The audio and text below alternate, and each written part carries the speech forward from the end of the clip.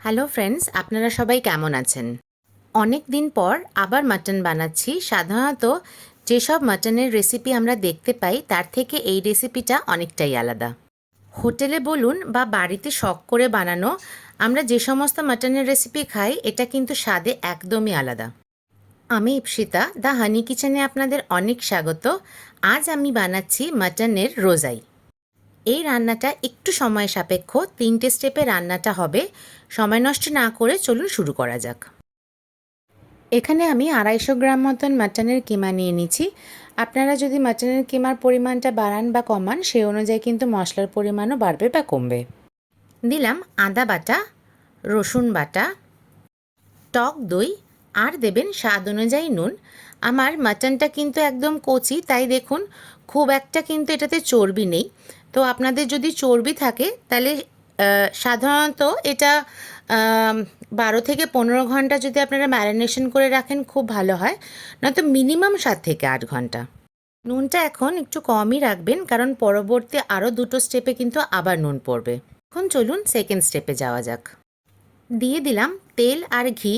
আমি পুরো রান্নাটা কিন্তুই প্রেশার কুকারে বানাবো, তাই আমি প্রথম থেকেই প্রেশার কুকারেই করছি। আপনারা ইচ্ছা করলে পরে আপনি গ্যাসে নর্মাল কড়াইতেও করতে পারেন, তাতে কিন্তু আপনাদের টাইমটা অনেক বেশি লাগবে। ঘি আর তেলটা গরম হলেই দিয়ে দেব জিরে আর তেজপাতা ফোড়ন। আপনারা ইচ্ছা করলে পুরো রান্নাটা তেলেও করতে পারেন, আবার পুরো রান্নাটা ঘিতেও করতে পারেন, কিন্তু সামান্য ঘি ইউজ করলে পরে কিন্তু বেশ ভালো লাগবে খেতে। জিরে ক্র্যাক হলেই দিয়ে দেবেন পেঁয়াজ কুচি। পেঁয়াজটা সামান্য একটু ট্রান্সলুসেন্ট হওয়া পর্যন্ত আপনাদেরকে কিন্তু ভেজে যেতে হবে। মিডিয়াম ফ্লেমে এখন কিন্তু গ্যাসটা রাখবেন। এখন আবার দিলাম আদা বাটা আর কিছু রসুন বাটা। এই দুটোকেও কিন্তু খুব ভালো করে ভাজতে হবে। আদা বাটা রসুন বাটা যেরকম ম্যারিনেশনে ইউজ করেছি, আমরা কিন্তু ভাজার সময়তেও আবার ইউজ করব। আদা রসুনের কাঁচা গন্ধটা বেরিয়ে যাওয়ার পরেই দিয়ে দেবেন ম্যারিনেট করা মাটন। আমি ওভারনাইট ম্যারিনেট করে রেখেছিলাম। মাটন কিন্তু এখন প্রায় 10 থেকে 15 মিনিট ভালো করে আপনারা ভাজবেন, যতক্ষণ না পর্যন্ত মাটনের থেকে হালকা তেলটা বেরিয়ে আসছে আর মাটনের ভেতরে যে আমি মশলাগুলো দিয়েছি সেগুলোর থেকে কাঁচা গন্ধটা বেরিয়ে যাচ্ছে। মাটনটা হতে হতে আমি 4 থেকে 5টা মতন আলু ভেজে নিলাম। দেখুন আমি আলুটাতে কিন্তু হলুদ দিইনি, সামান্য একটু নুন দিয়েই আপনারা ভাজবেন, আর হালকা একটু ব্রাউন হওয়া অবধি আপনারা ভাজবেন, খুব বেশি কিন্তু আপনারা ভাজবেন না। এখন একটা পেস্ট বানাতে হবে। মিক্সিতে দিলাম বেশ খানিকটা ধনেপাতা, 10টা মতন কাজু, স্বাদ অনুযায়ী লঙ্কা, আর দেবেন পেঁয়াজের বেরেস্তা। দরকার পড়লে কাজুগুলোকে আপনারা একটু জলের ভেতরে ভিজিয়ে রেখে দেবেন 15-20 মিনিটের জন্য, তাহলে কিন্তু কাজু ভীষণ তাড়াতাড়ি করে পেস্ট হয়ে যাবে। একটা ফাইন পেস্ট করে নেবেন। 10 মিনিট মতন কিন্তু আমার মাটনটা ভাজা হয়েছে। এখনও অবধি কিন্তু সম্পূর্ণ তেলও বেরোয়নি আর সম্পূর্ণ ভাজাও হয়নি। এই সময়ই দিয়ে দেবেন যে পেস্টটা বানালাম সেটা। এখন মাটনের সাথে সাথে যে পেস্টটা দিলাম সেটাও কিন্তু খুব ভালো করে ভাজতে হবে। এখন দরকার পড়লে একটুখানি নুন চেক করে নেবেন। 1 মিনিট মতন রান্না করে ভেজে রাখা আলুগুলো দিয়ে দেবেন। মাটন থেকে মশলার কাঁচা গন্ধ কিন্তু আমার একদম চলে গেছে, বেশ ভাজা ভাজা গন্ধ বেরোচ্ছে।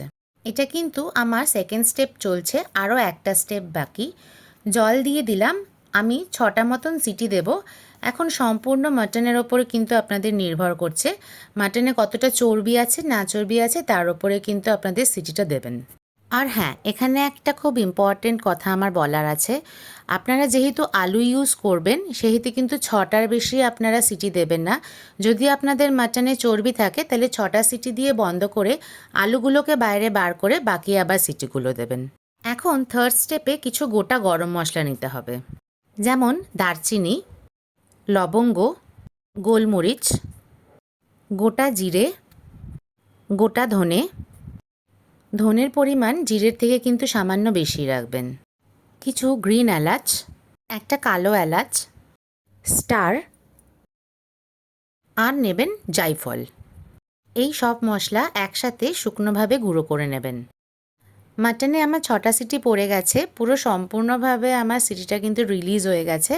এটা একদম সম্পূর্ণ রিলিজ হওয়া পর্যন্ত আপনারা ওয়েট করবেন। জোর করে কিন্তু সিটি তুলে আপনারা করে দেবেন না, তাহলে কিন্তু মাটনটা অত ভালো সেদ্ধ হবে না। তার সাথে সাথে আমার আলুও ভীষণভাবে সেদ্ধ হয়ে গেছে। এখন আলুগুলো আমরা উঠিয়ে নেব। যেরকম আপনাদের বলেছিলাম, মাটন যদি আপনাদের কচি না হয় আলুগুলো তুলে আবার কিন্তু আপনাদের সিটি দিতে হবে। এখন দিয়ে দিচ্ছি যে মশলাটা গুঁড়ো করেছিলাম সেটা। গুঁড়ো মশলা যেহেতু আমার কাঁচা ছিল, আমি কিন্তু শুকনো খোলায় ভাজিনি, আর এটা শুকনো খোলায় আপনারা ভাজবেনও না, তাহলে কিন্তু টেস্ট অন্যরকম হবে। এখন এই মশলাটা দিয়ে কিন্তু আপনাদের খুব ভালো করে একটা ভাজতে হবে যতক্ষণ না পর্যন্ত এর সব স্পাইসের গন্ধগুলো বেরোয়। এখন দিয়ে দিলাম বেশ অনেকটা পরিমাণে কড়াইশুঁটি বা পিস। ভাজতে ভাজতে আপনারা দেখবেন নিজেরাই বুঝবেন একটা সুন্দর গন্ধ বেরোচ্ছে, তখন আর একটুখানি কিন্তু এটার কালারও সঙ্গে সঙ্গে চেঞ্জ হয়ে যাবে, যেহেতু আপনারা ভাজা মশলাটা দিয়েছেন তাই। এখন দিয়ে দেবেন আলু, আর কিন্তু সামান্য 1 মিনিট মতন নেড়ে চেড়ে এটা সার্ভ করতে হবে। এই রান্নাটা রুটির থেকে বেশি পরোটা, নান বা রুমালি রুটি এইসবের সাথেই ভালো লাগে, চেষ্টা করবেন এইসবের সাথেই সার্ভ করতে।